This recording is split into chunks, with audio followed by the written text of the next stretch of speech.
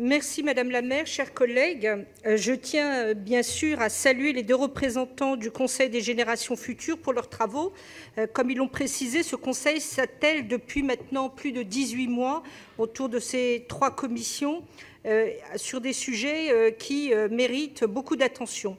Alors je voulais quand même sur un plan de méthode rappeler qu'il existe en effet beaucoup d'instances actuellement en parallèle de ce Conseil des générations futures et vous l'avez évoqué, je pense aux instances consultatives au sein de la ville de Paris, le Conseil citoyen, la conférence des citoyens, le Conseil parisien de la jeunesse, le Conseil de la nuit, étudiants de Paris.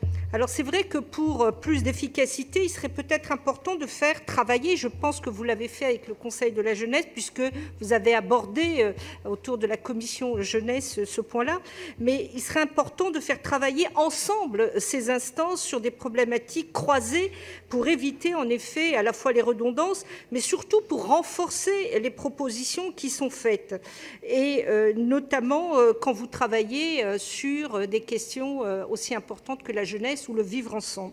Alors, je sais que vous vous y êtes déjà engagé, vous l'avez déjà dit.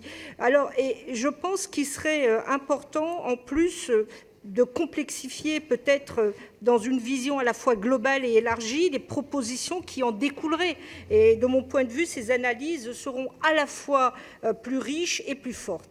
Alors, revenir au sujet qui nous préoccupe, que l'économie de partage, il me semble en effet qu'il serait intéressant par le biais de votre instance, de donner la parole aux citoyens, vous l'avez évoqué, de les écouter, de répondre à leurs attentes et de disposer de leurs avis. Alors, sur ce rapport d'octobre relatif à l'économie collaborative et responsable à Paris, je souhaite simplement faire quelques remarques générales du fait qu'il s'agit d'un sujet à la fois très vaste, mais en effet qui recouvre beaucoup de problématiques. D'abord, ce rapport met en lumière les opportunités, mais aussi les risques de cette nouvelle économie horizontale. Dans ce rapport, plusieurs propositions sont faites, vous les avez évoquées, le référentiel de l'évaluation, la démocratisation finalement des usages qui permet à des publics empêchés d'avoir accès. Et c'est sûr que certaines de ces propositions vont dans le bon sens. D'ailleurs, l'idée d'un guichet unique entre acteurs de l'économie collaborative et la ville est un bon exemple. Et c'est vrai que ces mesures mériteraient tout de même d'être développées, mais je pense qu'elles vont l'être, solidifiées, davantage expliquées dans un document que j'espère encore plus important et plus riche. Alors c'est vrai que l'économie, Madame la maire, vous venez de le dire, collaborative est fortement d'actualité à Paris. Il s'agit d'une nouvelle forme d'économie, à la fois de partage, de solidarité, d'avenir, bien qu'elle ne soit pas tout à fait réglementée juridiquement. Pour rappel, cette économie s'appuie sur la vente, par exemple, entre particuliers, de biens, d'équipements, de services, souvent favorisés par des plateformes numériques. C'est un enjeu important et répond à de nombreux défis. Celle de la pollution et des déplacements, par exemple, avec le covoiturage et Autolib.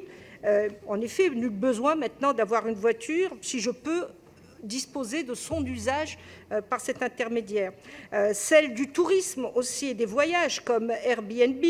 Elle permet aussi de faire des économies en louant pour un temps donné un matériel utilisé qu'occasionnellement. Bref, elle participe au pouvoir d'achat des usagers. Elle peut créer des emplois, souvent précaires, faut-il le rappeler, et répond à des demandes, des aspirations humaines ou écologiques. Mais dans ce nouveau monde numérique très concurrentiel, il est aussi primordial, et vous l'avez souligné, je pense, de ne pas oublier les secteurs traditionnels, de les accompagner parfois dans leur transformation, dans leur mutation, afin d'équilibrer les chances de chacun et d'offrir une diversité de services aux citoyens. Et en même temps, il est primordial d'intervenir dans le champ du droit et de réguler toutes ces pratiques. Nous sommes très attachés dans notre groupe, tous ces services nouveaux qui fleurissent rapidement. Pour conclure, je dirais simplement que c'est une question évidemment très complexe qui appelle sans doute des développements et je vous remercie en tant que Conseil des générations futures pour avoir travaillé sur ce sujet qui est, comme vous le rappelez, à la fois d'actualité mais aussi d'avenir. Je vous remercie.